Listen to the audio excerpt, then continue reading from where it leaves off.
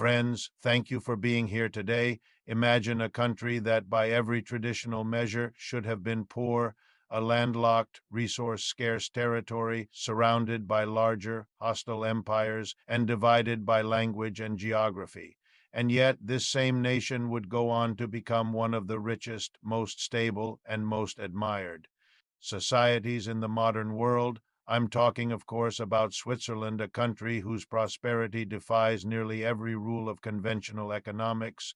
The global imagination sees Switzerland as a paradise of order and wealth. Snow-capped mountains, perfect watches, fine chocolate, and banks that never speak.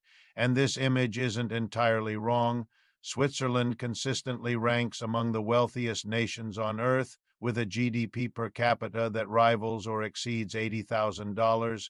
It offers high wages, long life expectancy, and one of the most enviable standards of living anywhere. But beneath that pristine surface lies a profound paradox, because when you strip away the surface glamour, the foundations of the Swiss economy shouldn't exist at all. The country is landlocked. It has no coastline, no access to the sea, no natural gateway to global trade. Its landscape, dominated by the towering Alps, makes construction and transportation slow and expensive.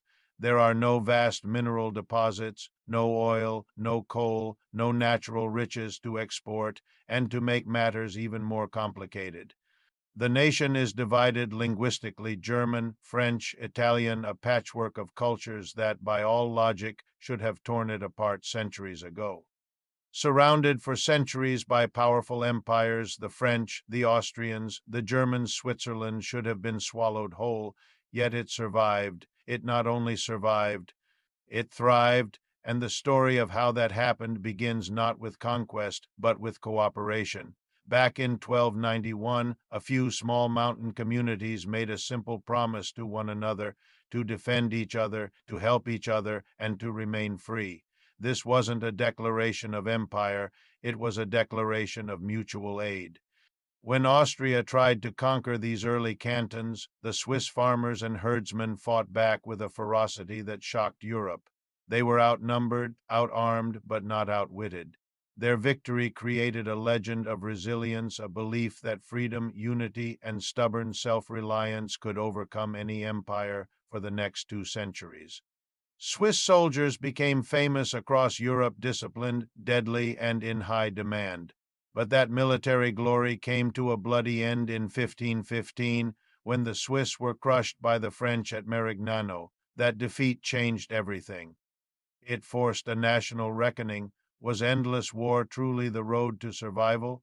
The Swiss chose differently. They made peace. They turned neutrality into policy and eventually into identity. Instead of waging wars, they began to rent out their soldiers, disciplined, organized, and loyal to foreign armies. This mercenary trade became one of Switzerland's first exports. Even today, the last symbol of that era stands. Guard in the Vatican, the Pope's Swiss Guard.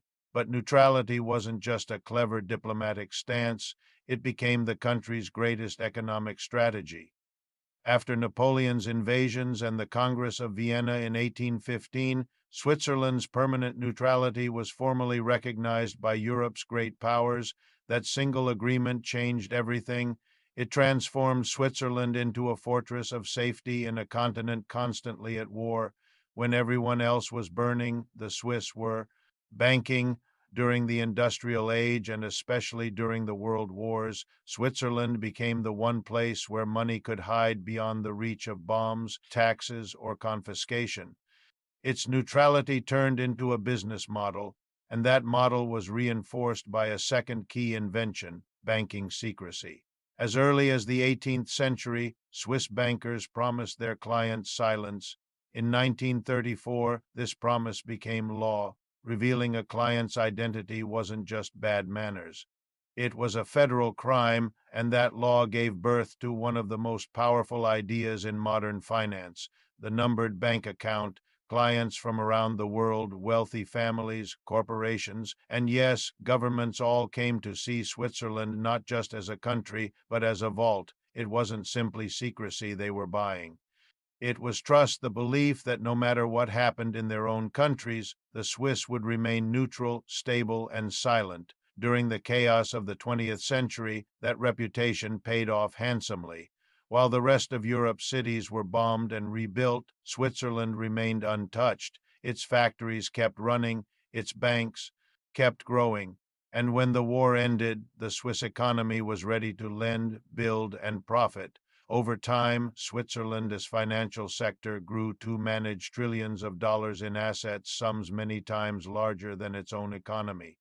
And while the world has pressured it to open up, the truth is, Swiss banking secrecy has merely evolved, not disappeared. It remains at its core an industry built on discretion, precision, and stability. But to credit Switzerland's wealth only to its banks would be a mistake. The other half of the Swiss miracle lies in its people and how the country chose to educate, train, and empower them. With no natural resources to dig from the earth, the Swiss chose instead to mine intelligence from their population. They unified their fragmented cantons through smart economic policy, creating a single currency, abolishing internal tariffs, and allowing citizens to live and work anywhere in the country. These decisions, simple but radical for their time, laid the foundation for a unified internal market, and then they did something even more remarkable. They made education practical. The Swiss vocational training system, known as VET, combines academic learning with hands-on apprenticeship.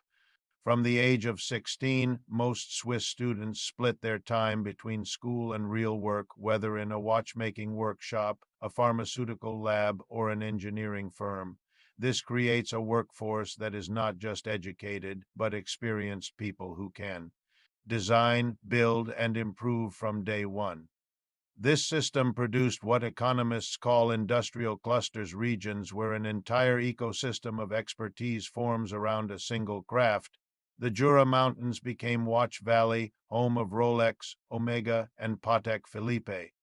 Basel became a hub for pharmaceuticals, the birthplace of giants like Novartis and Roche. Zurich and Lausanne evolved into centers for robotics and precision engineering. Each region specialized, and each specialization reinforced the others.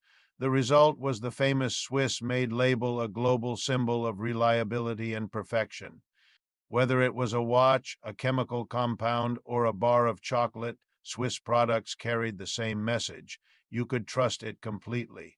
All of this rested on yet another foundation: political stability. The Swiss political system, known as direct democracy, gives citizens a direct say on national policy. They vote not just for politicians, but for the laws themselves. This system slows down change, but it also prevents chaos. Governments cannot overspend or overreach without public consent. The result is a nation that changes slowly but almost never collapses. Culturally, the Swiss have internalized a simple ethic: work hard, spend little, save much. It's not just a proverb, it's a national reflex. For centuries, surrounded by mountains and harsh winters, saving was survival. That old habit became a modern virtue, and today the Swiss are among the most productive and financially secure people in the world. And through all of this, one defining trait has endured: independence. The Swiss resist outside control in all its forms. They are not part of the European Union, even though they sit in its center. They joined the United Nations only in 2002, after decades of debate. This fierce self-reliance is not arrogance, it is the hard-earned lesson of a small nation that survived centuries of giants. But success comes with its own dilemmas. Switzerland's safety and stability have made its currency, the Swiss franc, almost too strong for its own good. In times of global crisis, whether it's war, inflation, or a pandemic, money from around the world floods into Swiss banks. The franc surges in value, imports become cheap, but exports become painfully expensive.